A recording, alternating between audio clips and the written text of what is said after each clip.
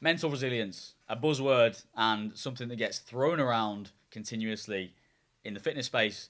But how do we build mental resilience for the military? I'm going to give you 3 ways to build it, and these are going to be reliable and these are going to be effective. Number 1 is just get out your comfort zone. You need to do difficult things on a daily basis to build the muscle, so to speak, of mental resilience. It's actually been shown in a good few studies now that willpower is actually something you can build. And the way you build it is by doing genuinely uncomfortable things. So you have to have a really honest conversation with yourself as to what's uncomfortable for you. So things like just going to the gym and doing a hard session probably isn't enough for a lot of you, because a lot of you probably enjoy that. And that's not something that requires real discipline. Something like standing under a cold shower for fucking 5 minutes probably is something that takes that level of willpower, because no one likes fucking cold water bashing on their head every day. So if you can find something within your day to do continuously, repeatedly, consistently that you just don't like, that's going to build that mental resilience. Number 2 sort of piggybacks off the back of number 1,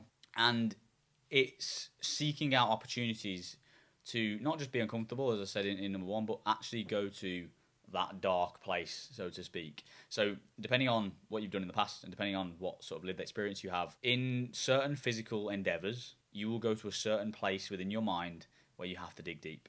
And it's not something you can recreate. It's not something you can fake. It's a position where you have to dig and you have to come out the other side. So the more times you can expose yourself to that, what you'll actually learn from those processes is how your mind reacts and responds to those situations, and then you can better move forward from that. So one of the big things that military training gives you is a continual exposure to that dark place, that dark position, and then you have to find ways to fight and battle and get out of it. And the more times you do that, the more of these tools you have within your repertoire to then navigate these difficult processes. So then when you get exposed to it again, you can find it within yourself to push past it and to go one more and to go again, because that's fundamentally what you learn from continually exposing yourself to the harder stuff. Number 3 is to reframe hard situations.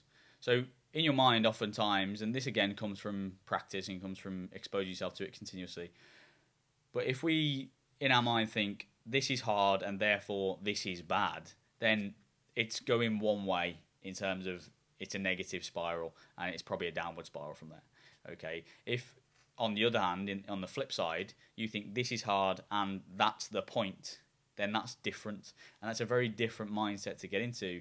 Is that when you reach that point of no return, when you reach that point of suffering, then you can actually go, well, this is the whole point of why I signed up for this. This is the whole point of doing a marathon, of doing whatever it is really that you're doing that's difficult, that's requiring that mental resilience, will be something that is challenging for you, and that will have been the point. So for example, if you're signing up for a marathon, the whole reason you do a marathon, the whole reason you raise money for a marathon and train for a marathon, etc., is because you recognise and other people recognise that it's a difficult thing to do. So when you're on that course and you're in mile 18 and your legs are locking up and you're starting to doubt why you're even there, you have to remember that that is the whole point of this entire process. That entire 16 weeks, 20 weeks of training has literally boiled down to this one moment. This moment on mile 18 where you're in the locker. Because everything else up to that is a freebie. Everything else up to that isn't really important. The whole point of this situation, the whole point of all the money you've raised, of all the miles you've done training, etc., is to get you to that point of no return, is to get you to that challenging point.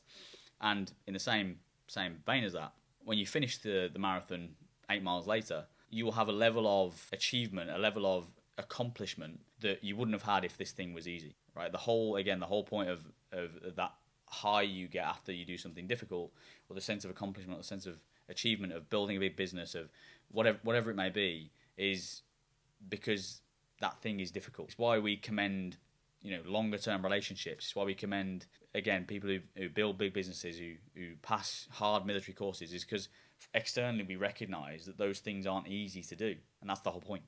The reason they're valuable is because they are difficult. And so again, if you can reframe the struggle to being something that is positive, then you're going to be in a far better place psychologically.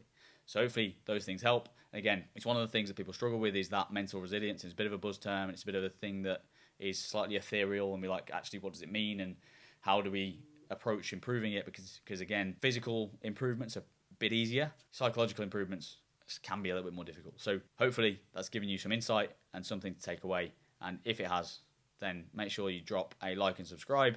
And if you're interested in getting more help with these kinds of things, then there is a application form for our one-to-one coaching program in the description.